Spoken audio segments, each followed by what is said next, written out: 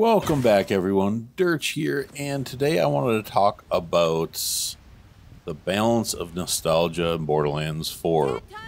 Mainly focusing on the weapons, but maybe a few other things as well. So, as I got the tidal wave, which I'm really happy with and having a lot of fun with, I just put a review out for that. That should be coming out before this, but maybe after. It kind of occurred to me, we don't have a lot of returning guns in this game, and there's a bunch of guns I miss, but like we also don't want to rely on old and we want new. Even though there is a case to be made, you know, when they change up the weapon systems and add licensed parts, the guns are no longer the same. So like, you know, in Borderlands 2, we got a bunch of returning guns from Borderlands 1, and then you know, the pre-sequel, the balance was way too high because it was also the same gun system. So they didn't feel, it felt like there was nothing new in that game because it's the same base guns. But then like when Borderlands 3 came out, we got a bunch. I think there was 27 returning guns in the base game alone, not counting DLCs. Just in the base game, I think we had 27 returning guns, but Borderlands 3 also had so many guns in the first place. It didn't feel like it was a majority, and there's a new gun system, which made it feel interesting. So the guns aren't necessarily the same, as long as they pay homage to the original. Like my complaint with the Hellwalker not being fire. I know some people aren't happy that it's fire now, but I think it's the right thing for the gun. Just think with like the Hellwalker or the Hellfire, you know, not being Mollywan for 2 games in a row. So sometimes the stuff backfires. Sometimes they nail it, like the Becca in Borderlands 3 felt like a lot like the Becca in Borderlands 2. Incredibly powerful, same mechanics, new weapon system, and you know, that'd be fun to have back in this game. You know, the Cobra has been a bunch of games, Volcano, Sledge's Shotgun, a bunch of these guns, and it'd be fun to see them back again. Although we got so few, and I don't know how you guys think about that. So again, like Borderlands 2, I feel like that was a good balance because they felt so different. It didn't feel repetitive. It didn't feel boring. Where is this most? It felt new and exciting and fun, where the pre-sequel, like I said, the balance was way off in the pre-sequel, where it just felt like the same thing all over again. I feel like it should be just right here.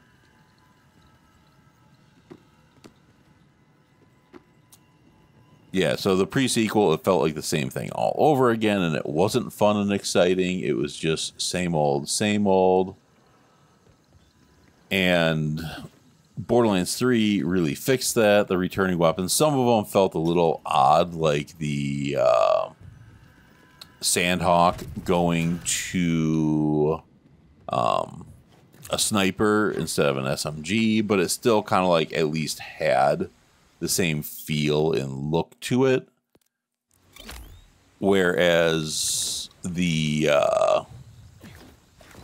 like you said, the Hellfire went the wrong way, where it just did not feel right.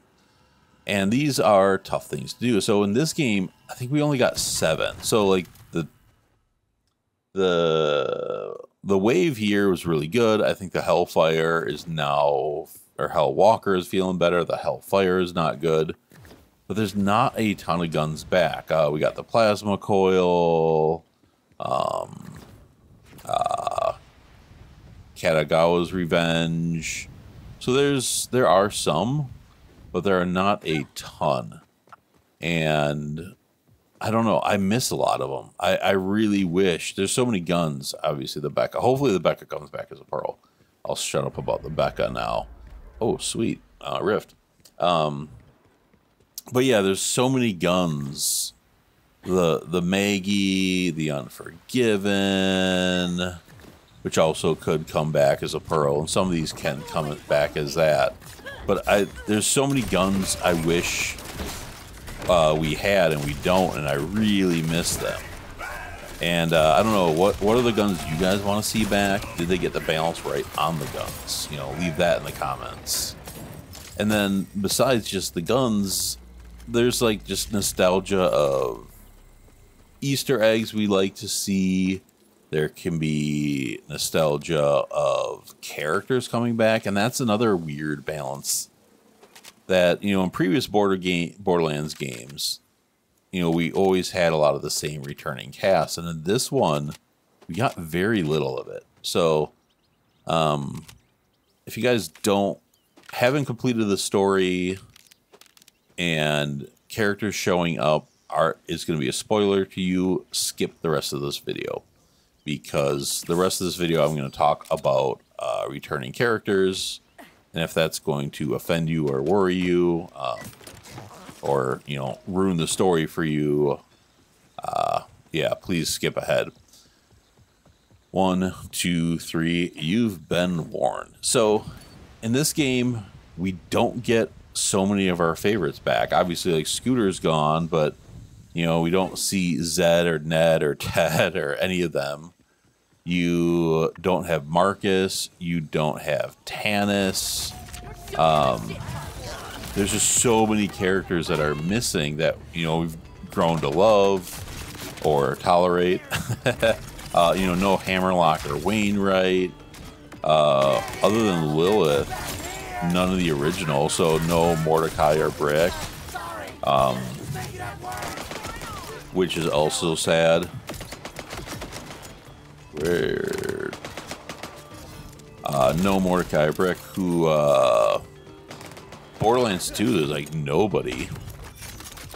You know, Maya, Axton, Sal, Krieg, Tina. We're just missing all of them. Let's see. Yeah, so basically we get Zane and Amara from Borderlands 3, which Zane is great and Amara's really good too. They're both really good. But it's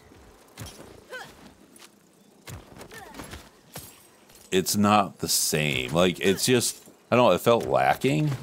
A little something for me. And that was, oh, no, that's not what I wanted. Why did I shoot?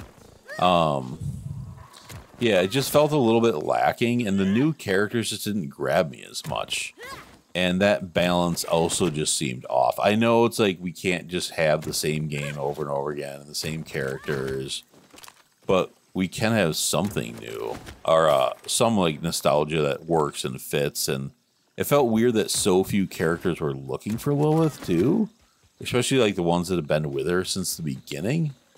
And even like Claptrap really wasn't there very much, which some of you are going probably enjoy less Claptrap. But yeah, like the gang from the beginning that have been there with Lilith, it's weird that they're like not there for Lilith, right?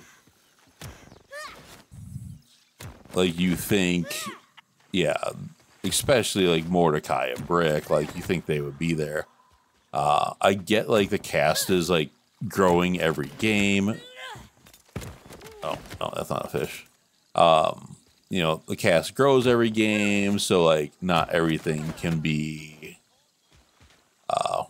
you can't put everybody in every game. It's going to feel shoehorned, but it's like, did we get enough of them? And like Borderlands 3, yeah, they saved a lot to DLCs, and some of that stuff could work really good. Like the Krieg DLC, for example, I think is an example of that going well. You know, but it's some of these games we just, I don't know.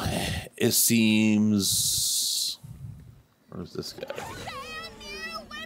A lot of these seems like it would be better if we just had a little bit more of them, and I just don't. I think, again, I love this game, but I can have some minor complaints or big complaints if big things are wrong. And this is an example of one where I just think it would have gone better if they would have given us a little bit more of like the old, and not just for nostalgia's sake, but for the sake of like storytelling. Like, it's weird that they're not here. we should have more of them, and we don't. Is this a... Oh, I need to kill more of these guys anyways. Yeah, so like, let me just know what you guys thought about that. I know I've seen some complaints in the story that like none of these people are here, and you know, that's something I agree with pretty heavily. It just, yeah, it feels weird without them there. And like, I do appreciate some of the Easter eggs to the older stuff, especially like, you know, throwing like Battleborn Easter eggs and things like that. But yeah, I could have used some more personally. So let me know what you guys think, of course, and I will talk to you later. Thanks for watching. Bye.